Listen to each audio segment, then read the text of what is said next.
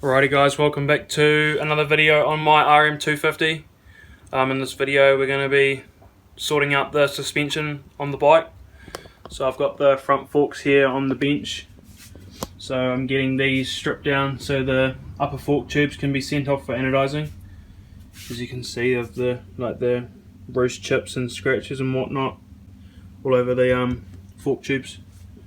So yeah, and then obviously rebuild them while they're apart and do the same for the rear shock. As you can see, it's not on the bike at the moment, so I just need to get that, just the shock body. So yeah, I'm just leaving that just like vapor blasted cast aluminium like that, and that looks quite nice, match everything else. So yeah, need to start stripping those down. If you haven't already, I've made an Instagram, so you can go check that out. I'll leave the link in the description below, as well as the name here. So it's just motivated_NZ on Instagram. So I'll be posting like behind the scenes and stuff of obviously like bike builds and stuff you don't see on YouTube. So yeah, definitely go and check that out. Also, if you haven't subscribed, like the video. It just helps out the channel and stuff. So yeah, we'll start by pulling these forks apart. I'm not going to film too much, probably just a time lapse. Yeah, if you stick around for the end of the video or close to the end, you'll see them, both the forks and the shock, going back together. So there'll be like a bit more description of how to do that stuff.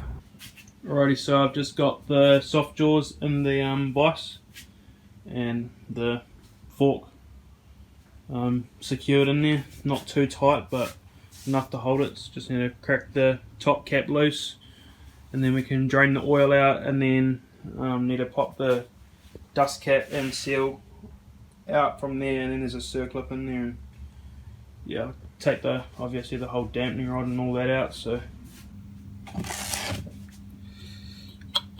I've just got the top cap cracked. I wish you guys could smell this oil, it's seriously bad.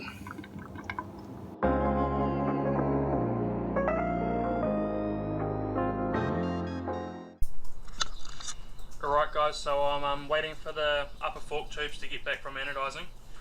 So in the meantime, I've got the bench grinder mounted up onto the steel bender, just with a loose rag polishing wheel and some White Rouge polish compound, and I'm going to try and polish some of the scratches and stuff out of the fork tubes. Yes, you can see like there's little like scratches and stuff, obviously from dirt, and then if it will focus, yeah, there's a few stone chips, not too many. There's one there. It's a bit hard to see, but there's one right next to my finger there, just there. So I'm going to give a polishing these a crack, and also just to help the seals and stuff slide smoother, so like less friction, and hopefully I get a little bit longer life out of the fork seals. So yeah, I'll give it a crack and then I'll give you guys an update. So to begin, I'm just going to get the polishing compound and just hold it up against the wheel and just apply a fair amount, but not too much, just to the wheel, and then we can get polishing, and then every now and then stop and coat the wheel.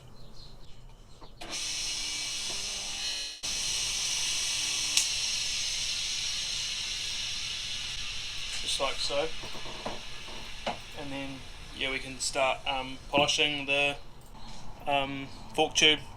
I'm just going to sort of rub a little bit of that on the fork tube as well.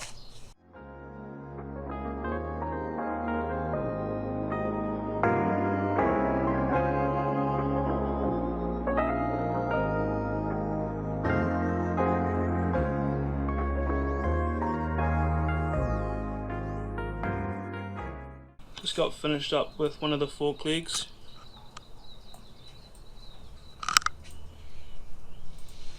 came out decent. Obviously they are 13 years old and there are going to be rock chips and a couple little things, but if I can just help prevent most of it and yeah, help the seals and stuff last a little bit longer, down the road I'll probably have them sent out and get them recoated. Yeah, I don't know what colour or anything, maybe that'll be in V2 of the RM build. I'd like to send them out and get them sprung and valved for my weight too and my type of riding, so we'll see about that. So we maybe just do the whole suspension in one lot maybe. We'll see how it goes, but yeah, pretty happy really with first time polishing, and overall it's better than what it started off. So I'll do the other fork leg, and then yeah, when I get the upper fork tubes back from anodizing, we can put them all together. I got a fork bushing kit, new dust and oil seals, and then new oil to put on these things. So, and then we can get yeah, the forks, the rear shock, you get that built too, probably same video as this. Yeah, we'll get the whole thing back together. Stick around, and yeah, there's also many more builds that come afterwards. I've already got my next one lined up, so yeah. Alrighty, so I just finished up polishing the fork tubes over here on the bench grinder. So these were the two different wheels I used. They're both like loose wheels. This one's obviously just a little bit fatter. And then yeah, the White Rouge buffing compound. Here's the fork tubes here, and as you can see they turned out super good.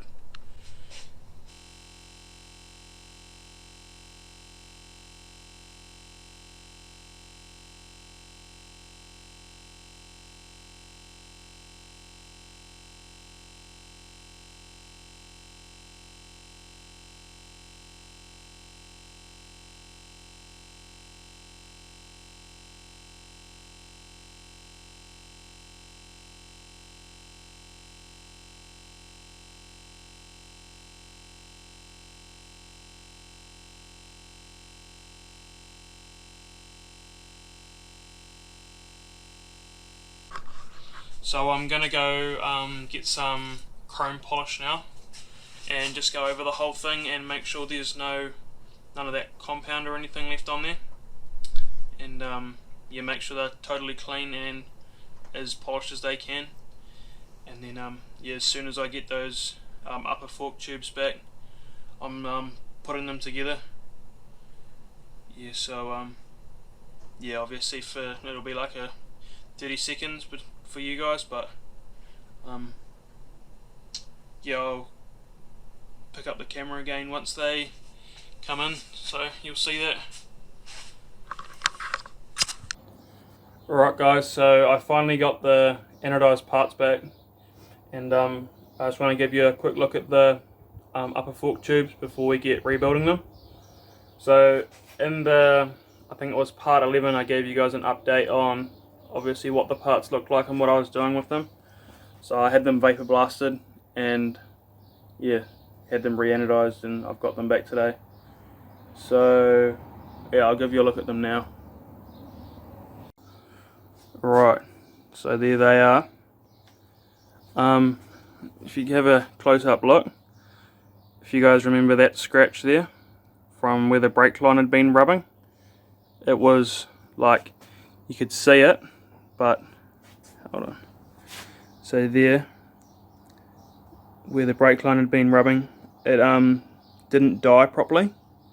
So this time it actually has dyed, and you can still see it, but I'll try and put that, so here's the bike, I'll try and put it at the back like that so you can't really see it, or if it's front like that.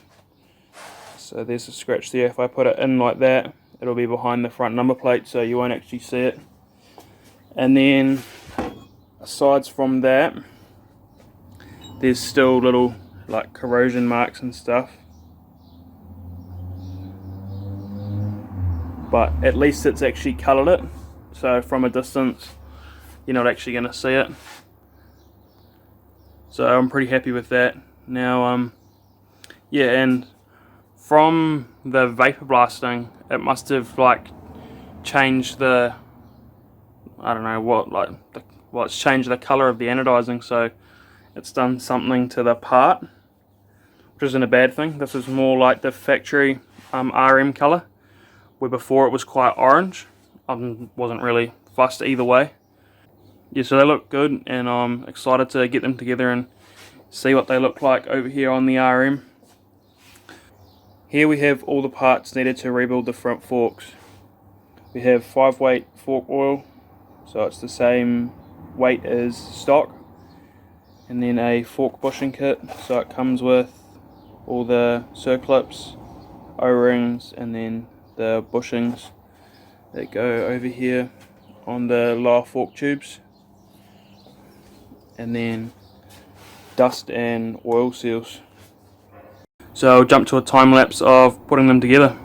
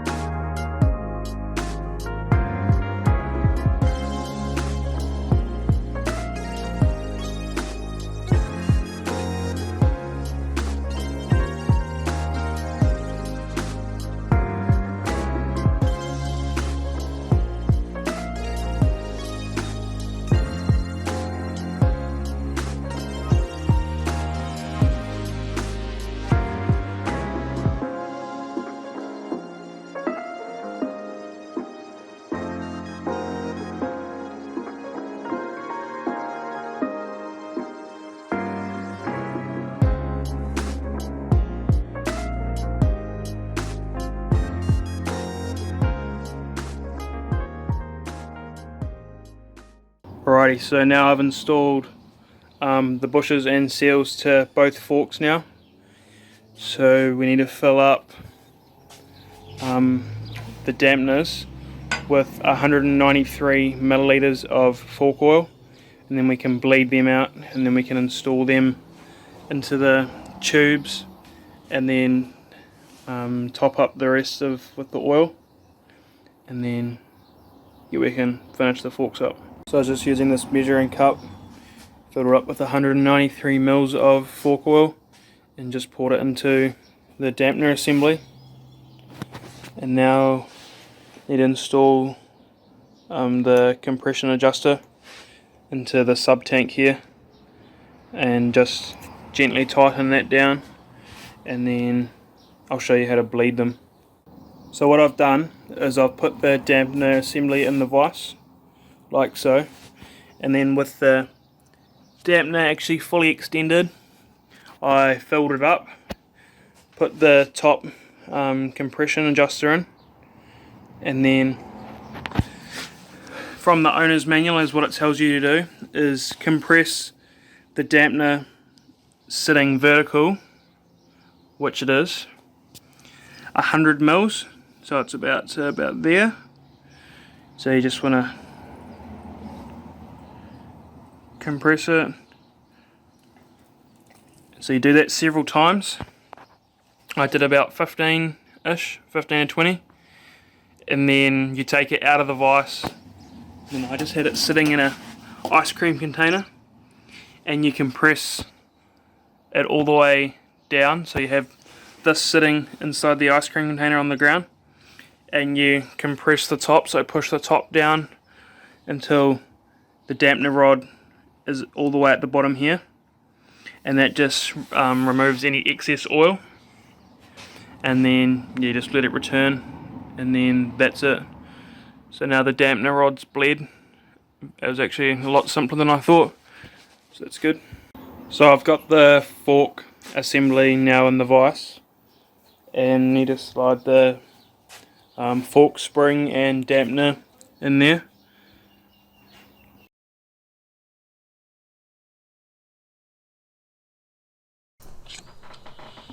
Right, so now we have the rear shock to rebuild. So here on the bench I have all the parts needed. So I have the shim stack on a screwdriver so they don't all fall apart. And we've got the two circlips, one for the bladder and then one for the inside for the to hold everything in place. And then I couldn't find another seal head, so this is the stock one from the this is stock one that was in the rear shock, and I've bought a rebuild kit for it. So it's comes with the bush and the dust and oil seal. Then we've got the two nuts that have been zinc plated, the nut for the end of the shock shaft, the bladder, rebound adjuster, a new bottom out shock bumper, because the one that was in there before was all falling apart, as you can see here. So when you're hitting those big jumps, you want to make sure that you're hitting like a bumper instead of just being metal on metal. And then you've got the shock shaft, the clevis has been vapor blasted, and I've given the shaft a bit of a polish up. I've got some shock oil. This is Olin's, just the stock weight, and then the spring I've had powder coated satin black, same as the frame, and then the shock body that was just vapor blasted. So we'll start by getting the shock shaft in the vise over here. So I've got the soft jaws in there, and then we can start by putting in the bottom out bumper and seal head and shim stack and whatnot on. Alright, so I just got the seal head stripped. Yeah, as you can see, it's completely bare. And here's everything that came out. So here's the shaft bush, so that sits on the inside there. And then you've got the oil seal, and then this thing, I'm not really sure what it's for, to be honest, but that just sits the top part in here. And then the dust seal, so I'm replacing the dust and oil seal and then that shaft bush. So first up I'm going to install the shaft bush, and then we'll get the oil seal in. So the reason why I'm rebuilding this seal head is the one I was originally going to buy, and then really the only one I could find was a all balls one. And I was looking over some forums and stuff on the internet and heard not too good things about the all balls seal heads. Yeah, they just don't last long and they blow out quite easily. So obviously if I was going to get one and then it was to blow out, I was going to have to strip it down and probably do this anyway. So I thought may as well spend a little extra money, just rebuild the stock one and be done with it. So that's the reason why, if you're wondering.